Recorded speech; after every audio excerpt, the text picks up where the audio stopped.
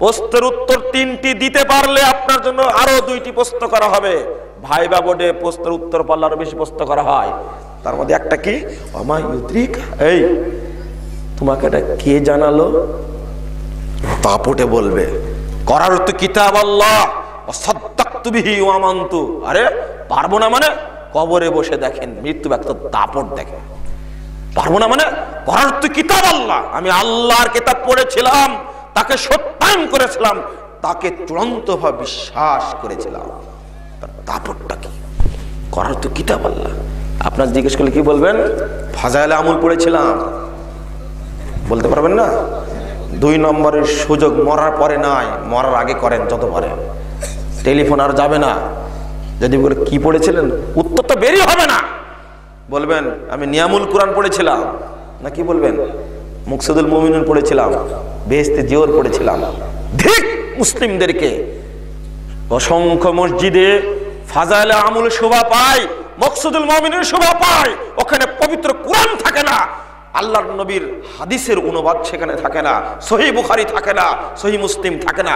অথচ তারাই খতমে বুখারীর নামে ব্যবসা করে গোটা কোটি কোটি টাকা তারা কামাচ্ছে। বুখারীকে মানে না, বুড়ো আঙ্গুলি দেখায় সহিহ বুখারীকে, কিন্তু খতমে বুখারীর অনুষ্ঠান না হলে এই সমস্ত মাদ্রাসার সব উপার্জন বন্ধ হয়ে যাবে, ভাত বন্ধ হয়ে যাবে। কি একটা নিয়ম দেখেন। সুতরাং যদি আপনি আল্লাহর কিতাব পড়েন প্রশ্নের উত্তর দেওয়া সহজ হবে, নইলে নয়। এই জায়গায় চট করে চলে আসলাম আপনাকে বোঝানোর জন্য। আপনার ঈমান কতটুকু একটু ভেবে দেখুন তো। ঈমানটা ভাবেন না, আপনি ঈমানটা একটু শক্ত করুন। আপনি প্রশ্নের উত্তর দিতে পারবেন কিনা? মুহাম্মদ সাল্লাল্লাহু আলাইহি সাল্লামকে পৃথিবীতে পাঠানোর মৌলিক উদ্দেশ্যের একটি হলো ওয়াল্লাযী আরসালা রাসূলাহু বিল হুদা ওয়া দীনিল হক লিইয়ুযহিরা আলাদ দীনি কুল্লিহি ওয়ালাউ কারিহাল মুশরিকুন।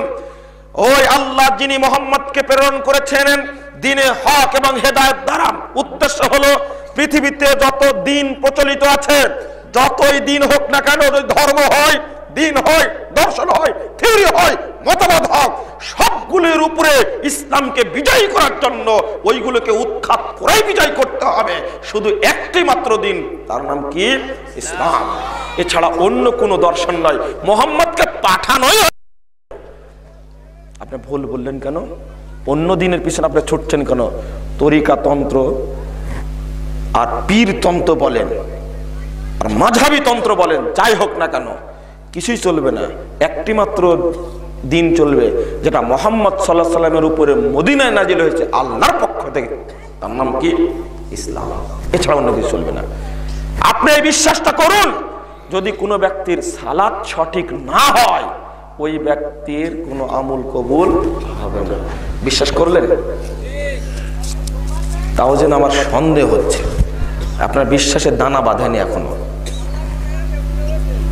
বিশ্বাসটা আরেকটু চূড়ান্ত করি বলে তবে লাভ হবে।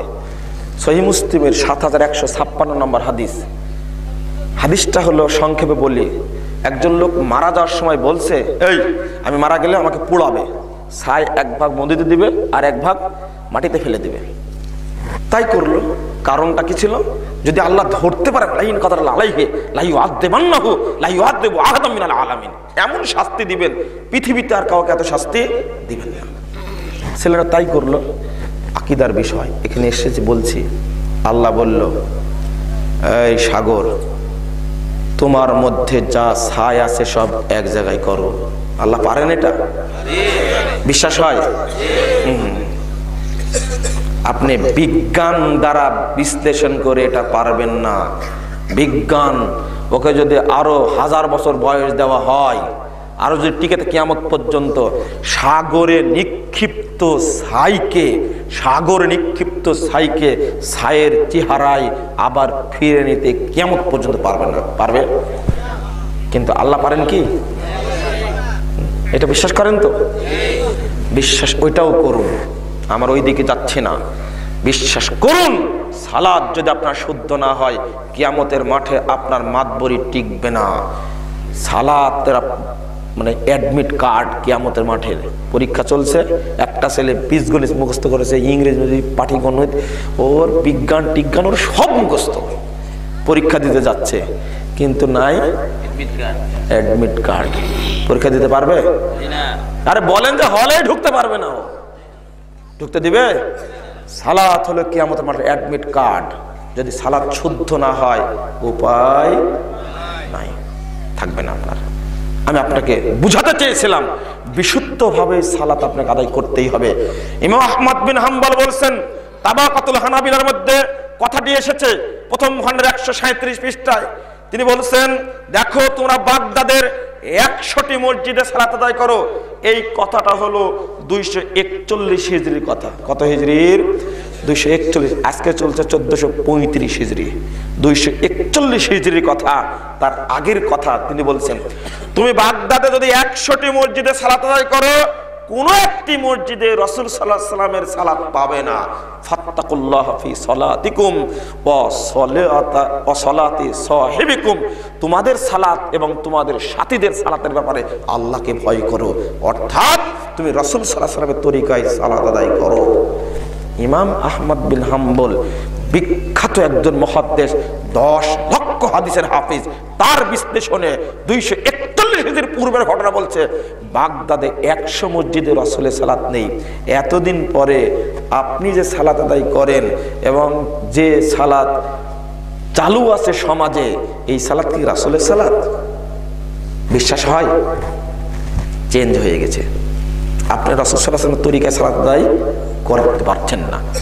হ্যাঁ, আলহামদুলিল্লাহ অনেক মুসল্লি আছেন তারা সালাতের ব্যাপারে কট্টর। এই জন্য তো সালাত কবুল হচ্ছে না, অন্যতম কারণ একটা।